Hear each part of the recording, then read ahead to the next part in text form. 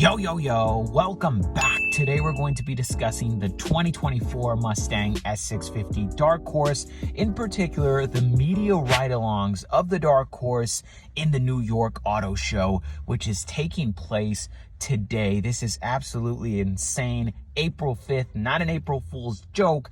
The media finally gets ride-alongs of the Dark Horse. I would be there, but unfortunately, I could not make it. But I do absolutely love that we finally get to see the 500 horsepower 4th gen Coyote V8, 418 pound-feet of torque Dark Horse in action. Looking forward to those videos. I will be linking them in the description, as well as the article in the description down below. So make sure you all click those links and check out the ride-alongs of the Dark Horse to see what 500 horsepower and top Ford engineering can deliver.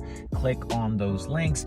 As for this video, just a nice and short update. Make sure to like, share, and subscribe on your way out. Thank you for watching. Have a great rest of your day. Take care, be safe, and I will see each and every one of you on the next one.